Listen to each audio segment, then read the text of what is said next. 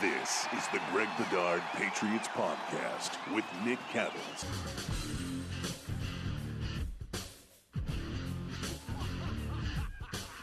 All right, welcome in. This is the Greg Bedard Patriots Podcast. Brendan Glasheen filling in for Nick Cattles. Greg, what's going on? Thanks so much for having me. Brendan, welcome. Yeah, excited to have you aboard, pinch hitting for Nick, who continues to be in the apparently Sacramento is in the Bermuda Triangle now because Nick drove out there and he's in some sort of vortex where, I don't know. His availability's been a little bit in question this week. What does Belichick say? The best ability is availability. Nick's had a little rough go looking for houses, living out of a hotel, getting his feet wet in a new place. So I appreciate you pinch hitting here. You're a guy I've heard for a few years, so I wanted to get you on board. And so what have you? I've heard you a lot on Sports Hub. What else you doing? What's going on with you?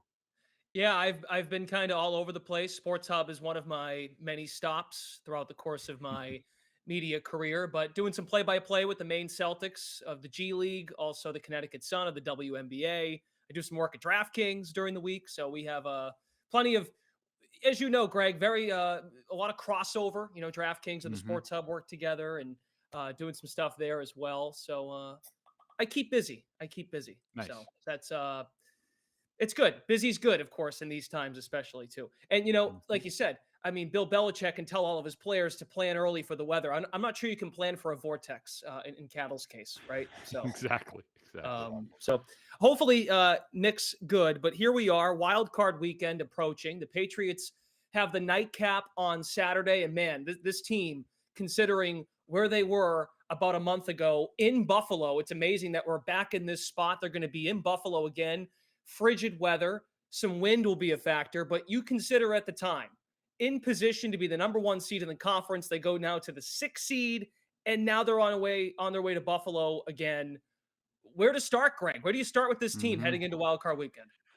Yeah, Brendan, I'm not sure. I mean, I'll start here. I think the position that this team had, look, they had earned it. Okay, they dug themselves a hole. They dug out of it. It doesn't really matter really who they played or what caliber it was. They had put themselves in good position. They had done that by steadily getting better. They were executing better. Since the bye week, it has been a completely different story. This team, at this point, Brennan, to be honest with you, I don't have a whole lot of confidence in this team.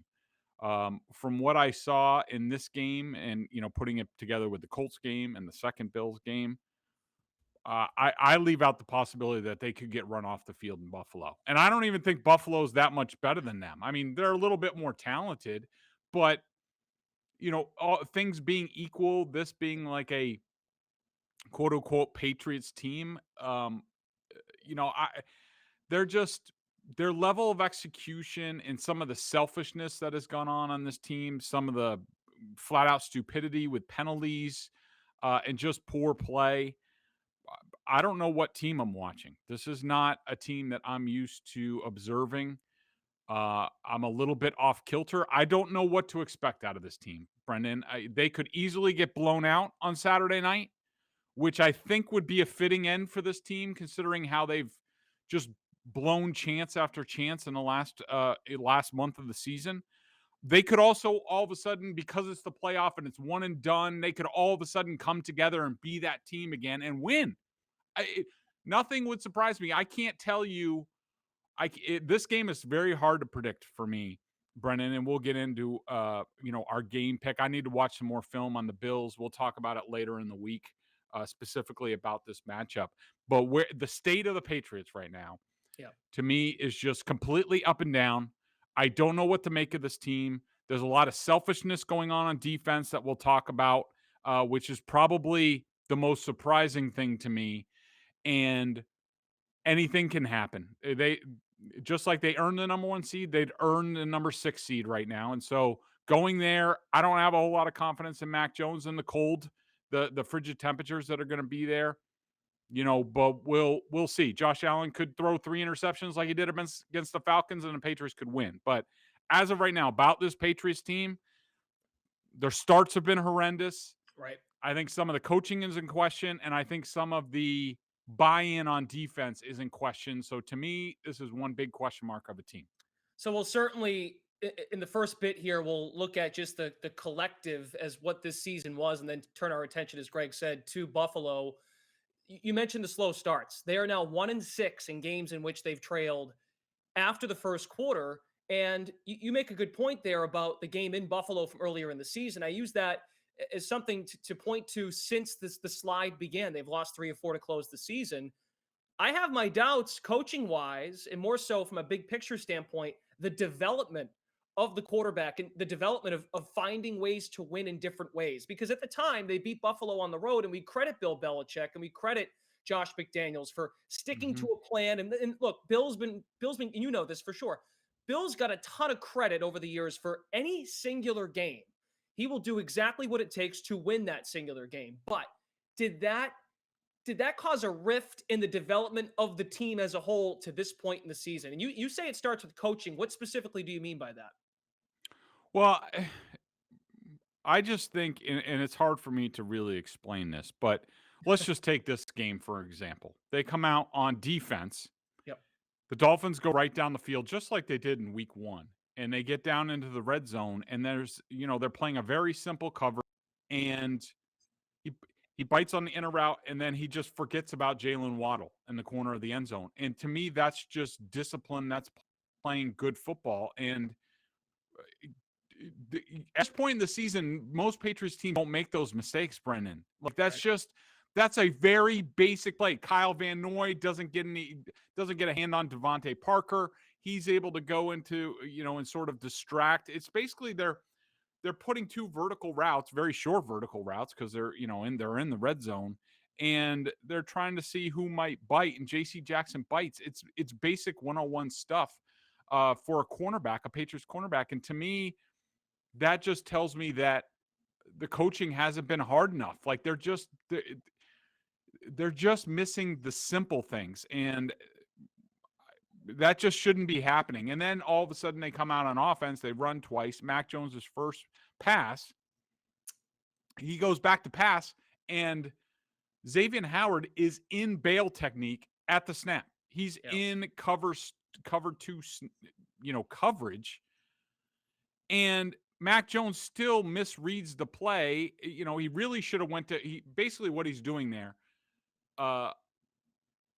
Jacoby Myers is coming into the flat, and the Dolphins telegraph what coverage they were in. It wasn't a grand disguise or anything like that. And basically, Mac Jones is supposed to read Xavier Howard. If he stays in the flat, then Nelson Aguilar should be open going up a little bit deeper up the sideline. He does that. He stays in the flat. Mac doesn't throw it there. Fine. Then he throws it to the wrong side of Jacoby Myers. That's just, to me, it's just, those are simple plays. That's not being ready to go. Falling behind 14-0 on the road to the Dolphins, basically with unforced errors, Brendan, to me is just, it's unacceptable. Yes, the players deserve some of the blame, but to me, the coaching, just not having them ready to go. And I'm not talking about rah, what have you. Those plays should be repped.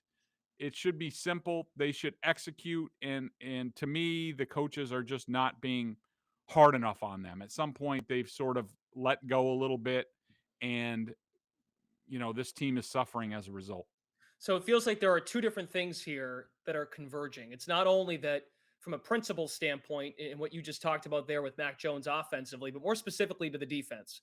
You feel as if the defense can't get that necessary key stop, whether or not the team is down multiple scores or whether it's early in the game, as we saw the other night or the other day in Miami. And then at the same time, and I know you've pointed this out before, that you think something might be up with Matt Judon, but you're getting the sense that he's freelancing a bit. Now, can that be a combination of being hurt and just trying to get away with something because you're not as comfortable to stay in scheme? Or are we seeing a player that got a big contract in the offseason, he's feeling himself a little bit because he's had a great year up until recent weeks?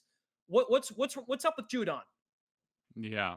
Well, let's touch on the defense first. I mean, Okay. I think anybody who's observed this team has seen that they have not been able to get the key stop. And it's been Right. mostly at the end of games. Week 1 against Miami. Damian Harris fumbles going in. It happens. There's still 3:31 left. What happens? Miami runs the clock out. Week 3 against New Orleans. Patriots make it 21-13 with 9:21 left. What happens? The Saints go on a 75-yard drive that takes up almost 7 minutes to win the game. Against Tampa, Patriots lead with 17-16 with 4:34 left. Defense allows a field goal drive. Dallas, Patriots lead 29-26 with 2:11 left. Right. They give up 3rd and 25. They give up 24 yards on 3rd and 25. CeeDee Lamb And down the sideline. and, yeah, and give up the field goal to force overtime. All you need is one stop, finish out the game. They couldn't do it there. Against Indy, trail 20-17 with 2:21 left. They cut it to 3. What happens? 67-yard run, TD run by Jonathan Taylor. Buffalo, they claw back. It's 26-21 with 7:37 left. What happens? The Bills go on a 13-play, 75-yard TD drive that basically finishes off the game. A couple of 4th downs, too, in that drive. They can't get a stop. And then this game, same thing happens. 1:56. It's 27-24, 3rd and 8 for Tua. And what happens? Matthew Judon runs behind Tua. Tua sidesteps, run right through the hole that Matthew Judon was supposed to be in, picks up the first down, game's over. And now they're going to Buffalo as the 6 instead of going to Cincy as the 5. And that leads into Judon. To be fair, so to your point, they have had more games like the ones you've talked about than what they did, say, against Buffalo on the road, the windstorm game. They did get a stop at the end there, right, on 4th down. And the other one I would probably point to on the schedule would be the Chargers game. But that's it. To your point, they've had more games like the ones you said than ones I just brought up. Yeah, and also let's throw in that the Texans game, the Patriots offense ran out the clock on the Texans to finish that off because, God forbid they turned it over to the defense. They probably would have given up a touchdown drive to Davis Mills. But but to Matt Judon, this is a guy that after week 1, the next 12 games, I think it was, he put up 12.5 sacks. It's in the last 4 games, and the Jaguars, he was out. Largely, he didn't play all that much, so that it's almost like 3+ games. But for him, 0 sacks in down the stretch here. And what's more concerning to me, and it really showed up in the Bills game. I don't really remember that much about the Colts game. I'll have to go back and consult my notes. But in the Bills game, they asked him a lot to do, work against Dawson Knox. Either hit him coming off the line, be in coverage in the flat, what have you. And it started in that game where all of a sudden Matthew Judon's like, he's not even close to the play, and he's over with Dawson Knox, and he's like tackling him to the ground. Like, weird stuff is going on. Josh Allen was able to run, basically do whatever he wanted to in that game because guys like Matthew Judon were running by him and leaving him gaps. The rush was totally undisciplined. This game, that final 3rd down, it happened in other times in this game too. It just, Matthew Judon, to me, looks like a player that's out to get his and only his. He's not concerned about the scheme. He's reverting back to whatever he did in Baltimore. And this scheme cannot afford that. It can't. It is predicated on all 11 guys doing their job the right way. And I'll point to the 2011 Patriots defense. That defense was terrible. Terrible personnel. Guys like Sterling Moore in the secondary. Julian Edelman had to play slot corner against Anquan Bolden in the AFC Championship game. But that team also won a Super Bowl with a crap bag defense. Why? Because everybody did what they were supposed to do. That's all you have to do. And Judon, he's running by the quarterback. He's not where he's supposed to be. He's not dropping into coverage when he should. He's not touching tight ends or receivers coming out. It looks like he's leaving guys out to dry on this team. And it's not good enough. They need him to be better. And Brendan, I've asked people around the team about this, and they, just saying like, I kind of want to rip Matthew Judon this week. Should I stay away from that? And they said, no, you'd be okay doing that. But the way I read it from people I've talked about, So, Matthew Judon got the big contract, came over. Right. Bill Belichick has given him a lot of leeway, especially he did early on in the season, like, hey, you know, basically leaving him alone to his own devices. And largely he played within the structure of the scheme. I didn't have a whole lot of problems, and he was great. And Bill kind of left him alone. And when he did make mistakes, he wouldn't, he kind of, left him to his own devices. But now it's gotten worse. And I don't know if Bill can get him to buy back in. He just doesn't. Judon looks like a guy who is not buying into the scheme, who seems frustrated in his role or lack of production, and is sort of doing his own thing. And it's leaving guys out to dry all over the place, especially against mobile quarterbacks. And look, I'm not going to tell you right now that it's over with. He's got no shot against the Bills. He's going to be bad. It could happen. If he's bad, they're going to get wiped off the field. But if Bill can get him to buy back in and do his job again, they have a chance. Bill's going to have to do some major work there, because Judon has become a liability on this defense, and I could not have imagined myself saying that, say, 5 or 6 weeks ago. Yeah, and you asked the question about the Colts game. So he played a 90% of the defensive snaps. He had 5 total tackles in the game. But to your point, no sacks over the final 4 games. I hope this is mendable. It's year 1 of a 4-year contract. They gave this guy a lot. And just big picture, too, he's supposed to be that next wave of veterans when the high towers. He has to be. He has to be. There's Brendan, no other option. He has to be a playmaker for this team, especially if Barmore's out. And look, there were reports that, wasn't that serious, blah, blah, blah. But for a guy to get carted off the field and not be able to put pressure on his knee, I have a hard time seeing him, even playing on Saturday night. Even if he does play, how is he going to be the same Christian Barmore? Basically, this defense was living off of Matthew Judon on the edge and Christian Barmore generating pressure. Those two guys didn't have to scheme it up, didn't have to worry about coverage. That's all evaporated, especially if Barmore's down now. Judon, I was just looking at these are his PFF stats. Okay. I have my own stats, but just quickly looking at theirs.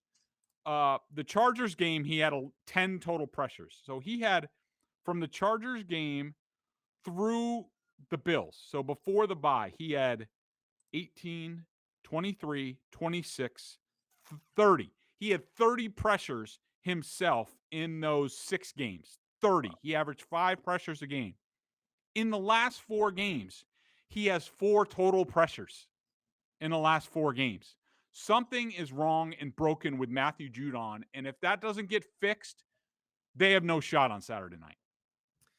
You want to get to the 4th and 1 decision from the other day as well? You got a thought on that? Yeah, I watching it back last night, I was getting more mad just looking at it. It reminded me, it was just so dumb. Now, I've been told, Brendan, that the plan was the Patriots were going to try to draw them off sides, and then if it didn't work, they were going to call timeout and go for it. Which, okay, I'm okay with that. But Bill Belichick was really going to burn his final timeout trying to draw a team off sides on 4th and 6 inches or 8 inches, whatever it was.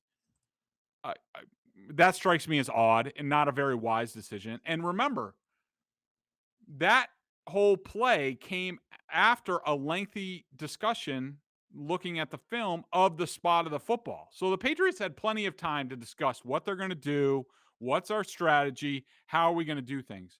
And they come out of the timeout, the officials' timeout, and do that. Why not just go for it? Just go for it regular. First of all, they're one of the best teams in 3rd and 4th and short. What are you afraid of? So let's say worst case scenario, they go for it, they don't get it. The Dolphins had the ball at midfield. They are up 17-7 at that point. Okay, first of all, the Dolphins are deathly afraid of Tua at this point. They don't want him to do anything. So the chances of them getting a field goal, I say, aren't great. But let's say they get a field goal. Big freaking whoop-de-doo. It's 17-7. You're down 2 scores. If they kick a field goal, it's 20-7. You're still down 13 points. You're down 2 scores. So the Dolphins are not scoring a touchdown there. They're not. Tua is not airing the ball downfield. They had 2 plays over 20 yards the whole freaking game. And one was probably by Tua running the ball. And so I thought they had much more to gain by going for it. Not a whole lot to lose. You get it. You at least get a field goal. It's 17-10. You get the ball to start the second half. You get a touchdown. It's your bad starts all over. It's 0-0, what have you. They ended up getting a field goal. But to me, there was much more to gain there, not much to lose. And I thought it was just another example like the Tampa Bay game and other games where Belichick is just, for some reason, he's coaching scared. I don't know if it's Mac Jones. I don't know if it's the offense in general. Whatever it is, I didn't like it. I haven't liked a lot of those decisions. Give the team some confidence. Go for it. What do you have to lose? I mean, it's a Right. difference in 1 seed. There's nothing on the line. What's to lose? Just go for it.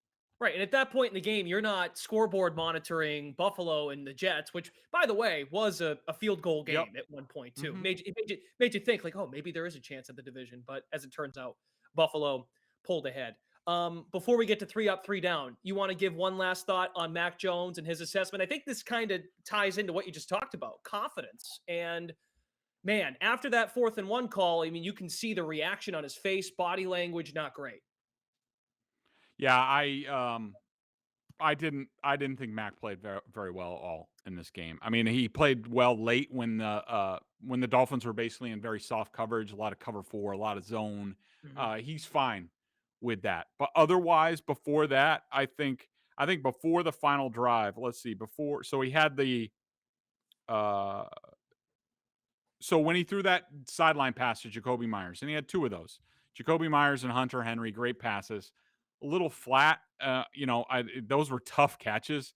I'd like to see a little bit more air under those balls, but to that point, when he hit Jacoby Myers down the sideline, I had him for 3+ plays in the game, and I had him for 8 minus plays in the game. He had the interception, which was terrible. The fumble, I put it on him at the 22-yard line. These are things that just can't happen. He looked uncomfortable almost the entire game to me. I didn't like some of his decisions. His decisions each week have been more and more questionable decisions in my mind.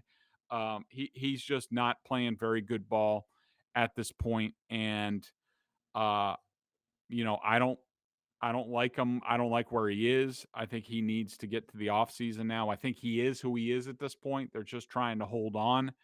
Um, but yeah, I mean, it was I don't just think not a good enough way for I him to don't think finish. enough is Craig, I don't think enough is made of the fact that he went on a national title run with Alabama, got drafted, and went right into rookie camp. Like, he hasn't had a break here, Yep. and the narrative around November when folks were thinking, "Can Mac Jones make it through a whole season?"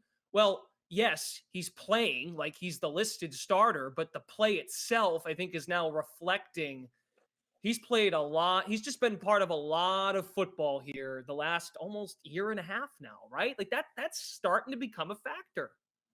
Yeah, it is. It's been a very long season, and I brought this up, sort of about like week 10 or week 11. That basically Mhm. you include the preseason, plus on top of that, that he was in a QB competition the whole time, and he no break. They didn't have a bye week yet or anything like that. Didn't have Thursday Mhm. night football.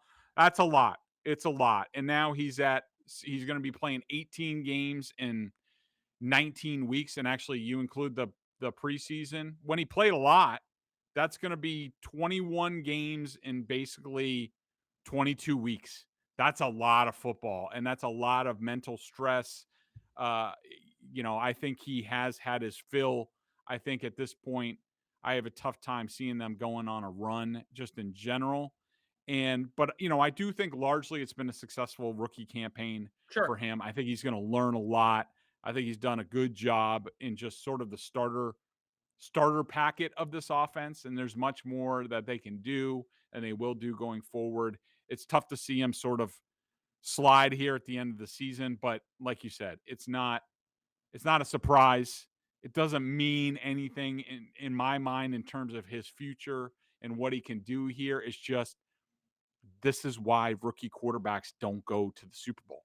And it's very, very hard. It's You're even in the more postseason. difficult now with the Yeah. schedule. or to the postseason, right? I mean, I know folks could Yep. make the argument that there are other younger quarterbacks that are flourishing just fine, but again, he was in the national title game, and since that game, it's been nonstop for the kid.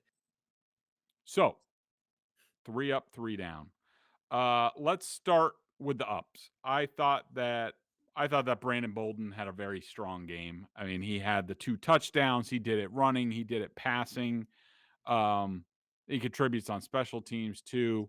I just think he had a really strong game, and the Patriots are going to need more of it. I was actually, speaking of that, I was surprised that Ramondre Stevenson, watching back the game, I was surprised he came back. I didn't realize how hard he got hit by Landon Roberts, and he basically, went straight down.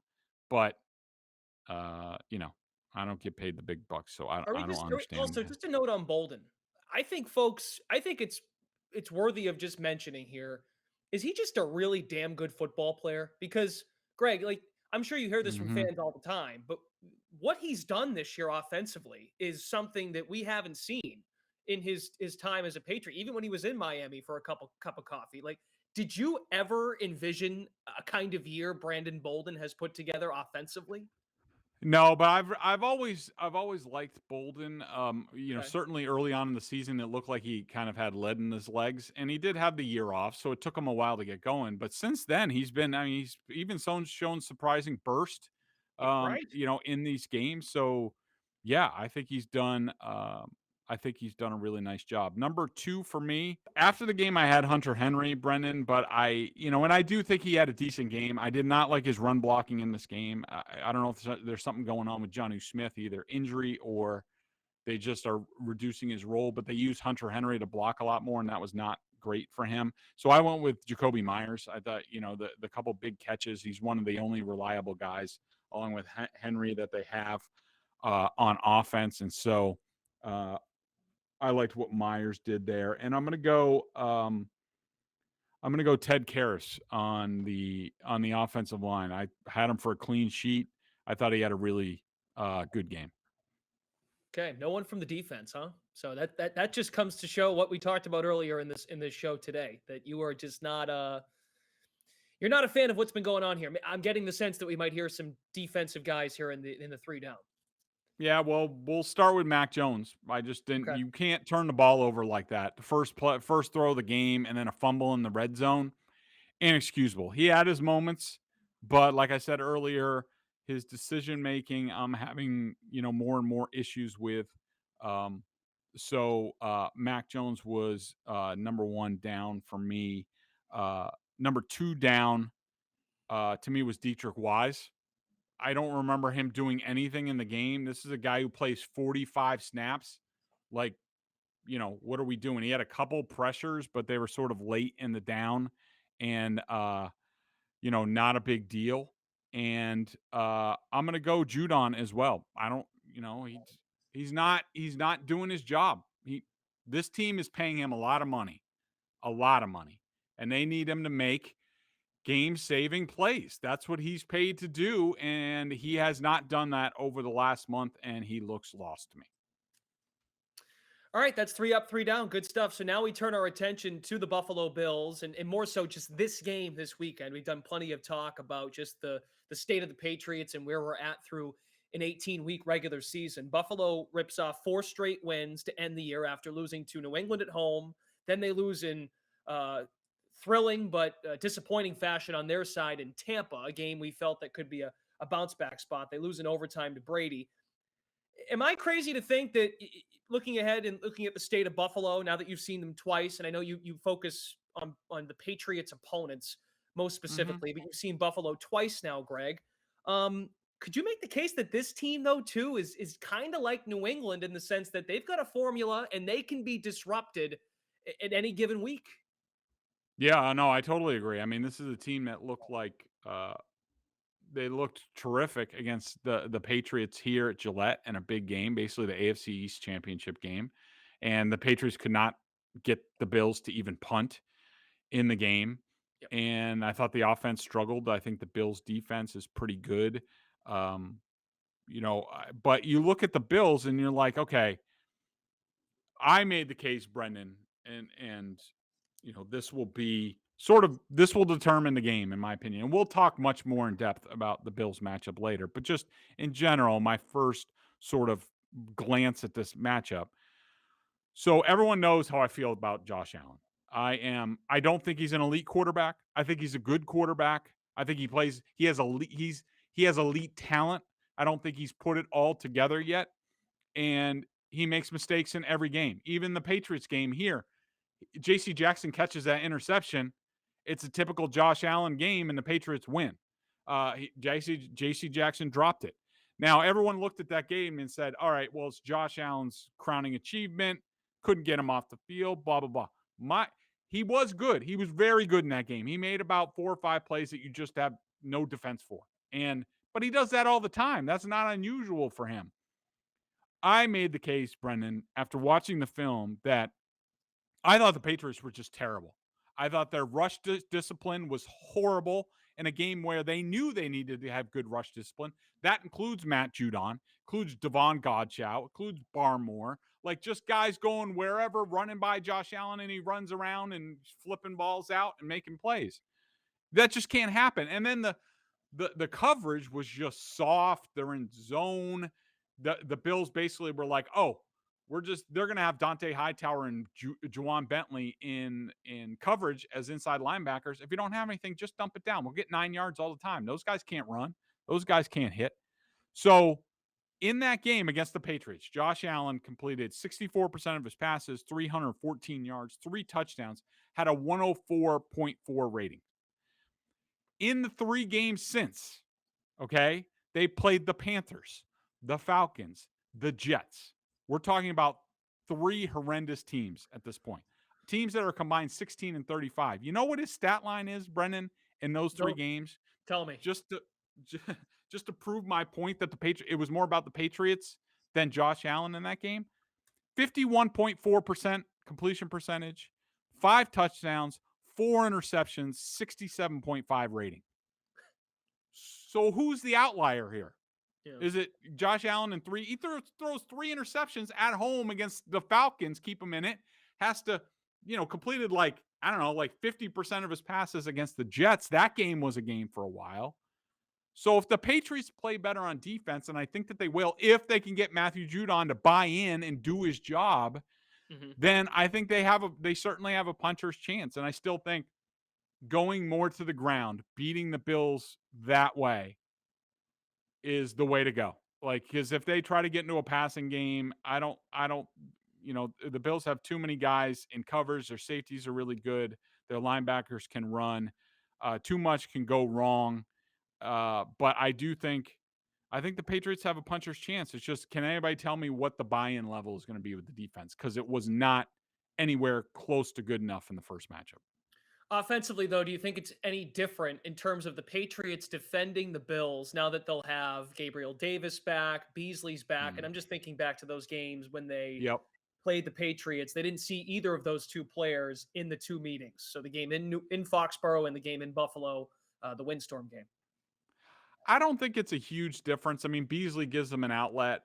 Davis, they basically had guys playing their role. I mean, Isaiah McKenzie, I thought another big thing that I would look for in this game to see if the Patriots learned anything about the last matchup, they were just not physical at all with the receivers. They just let them run wherever they wanted to. Isaiah McKenzie runs right across Miles Bryant across the field, and with no pass rush, or pass rushes was good, not good enough. I had them for 21% pressure in that game. Other people said 40 or 50%. It wasn't real pressure to me. Real pressure was 21%. That's not good enough.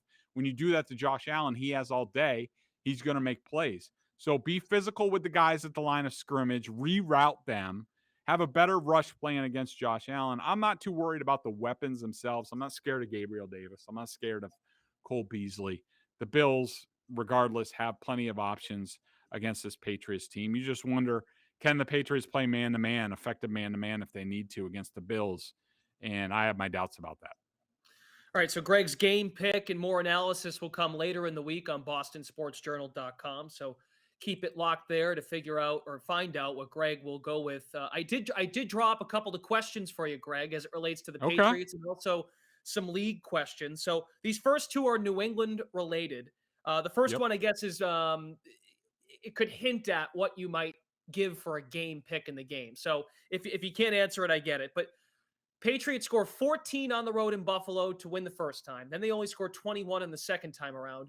How many points are necessary for the Patriots to win this game, to be in this game? Ooh, good question. In those conditions, I could see it being low scoring overall. I think I'm going to go with the Patriots need to put up at least 24 points to win the game. Somewhere between 24 or 27, somewhere in there to win that game up there. Second question.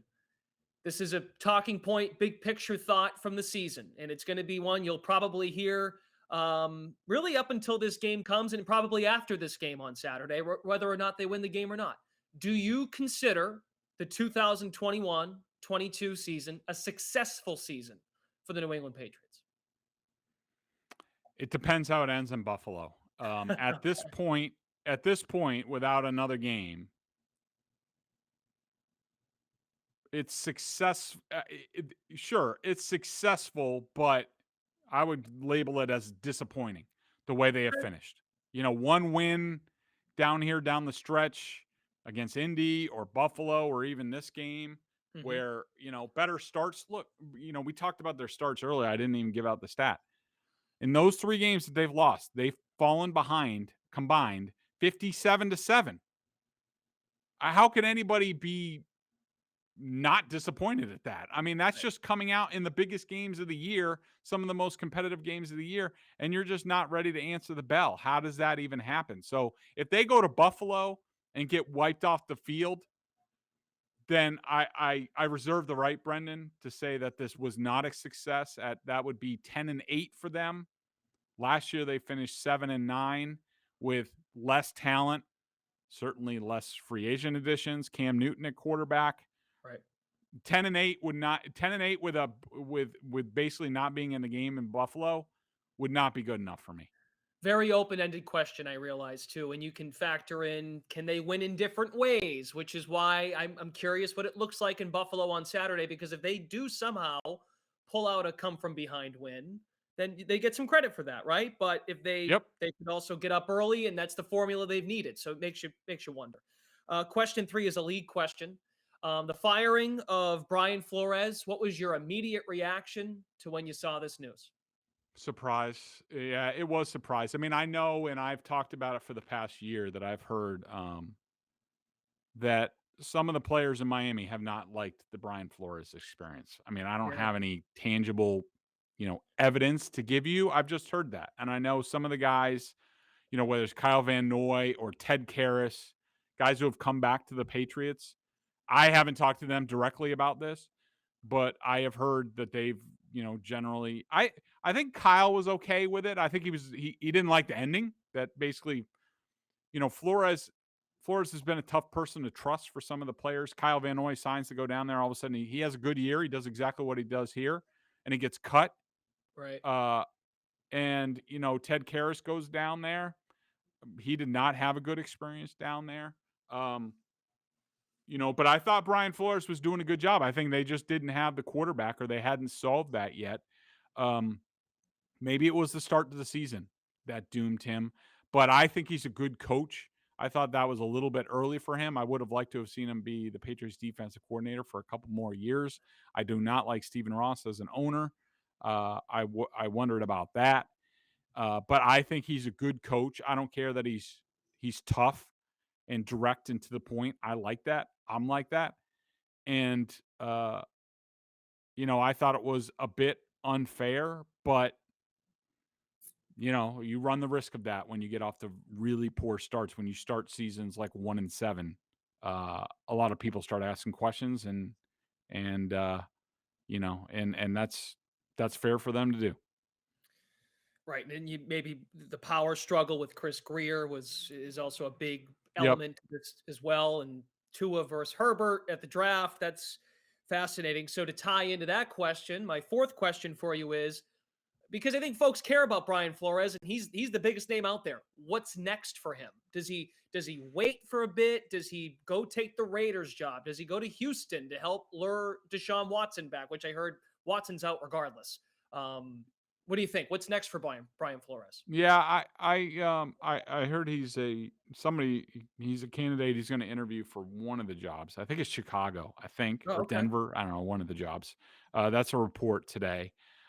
Uh, if he's offered a job, I think he'll take it. Do I think he'll be offered a job this cycle? Probably not. If I were him, I would take the year, and I'm sure he has more money left on his contract, so that's not an issue.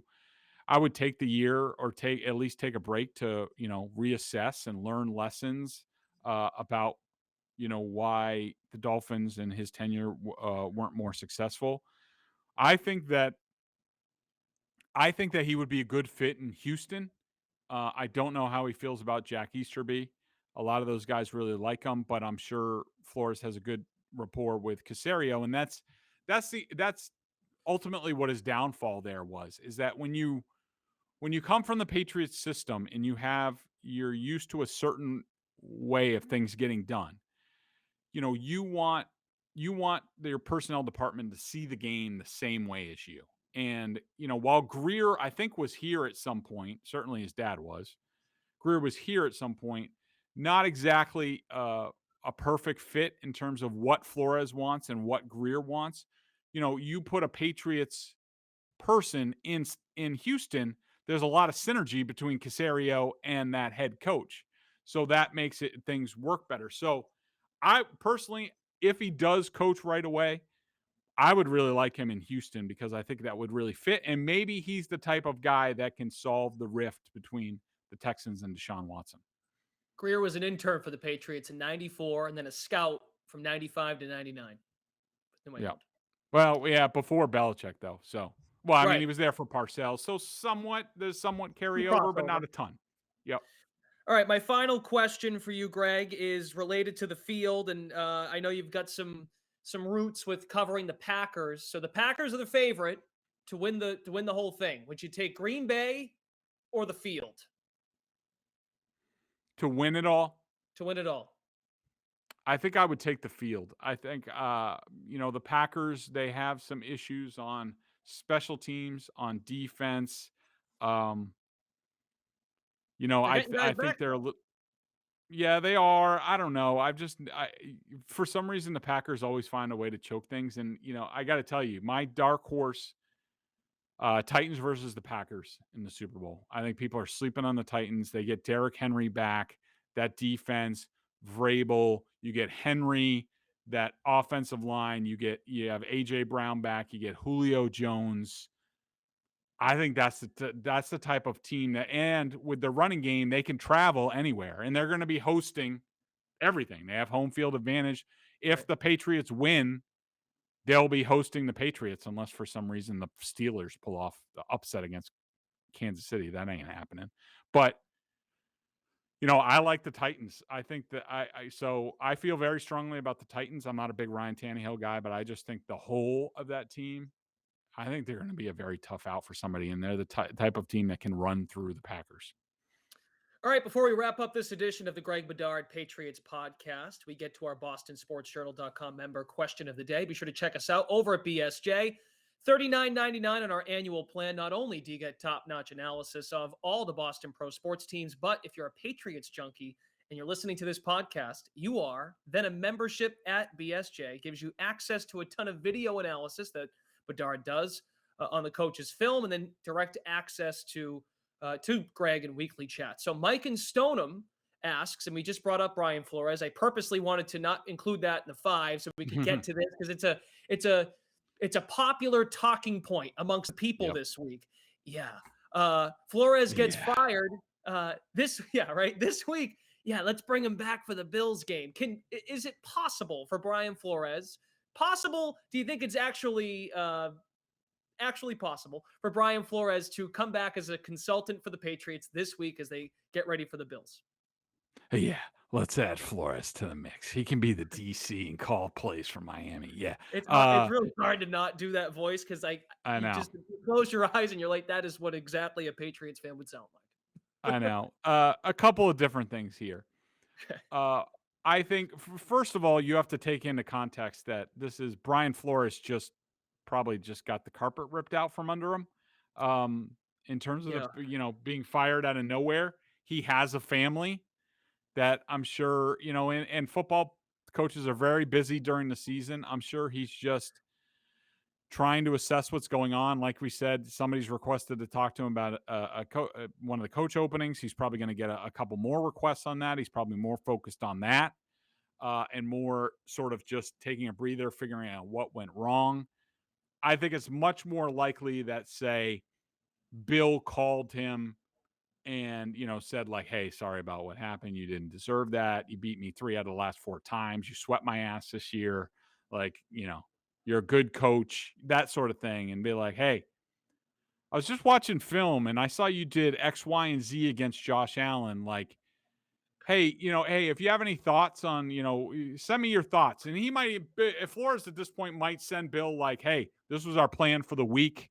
If you want to take a look at it, something along those lines. But as far as Brian Flores getting on a plane, schlubbing into one Patriot place and joining the coaching staff and like saying, I'm in charge here now and taking over for Steve Belichick and Mayo and Matt Patricia and all these guys. Yeah, that's not happening. I mean, could he give the Patriots some tips? Yeah. Is it going to help? No. Does he have the key to getting Matthew Judon to play his ass off in this game and do his job and not run by Josh Allen 15 times? If he has that, then great. He can help. Otherwise, it's not a big help. Yeah, Buffalo beat them twice this year at Miami, 35-0 week 2, and then also earlier in the year, 26-11. The way you just painted that picture. Go ahead. Sorry.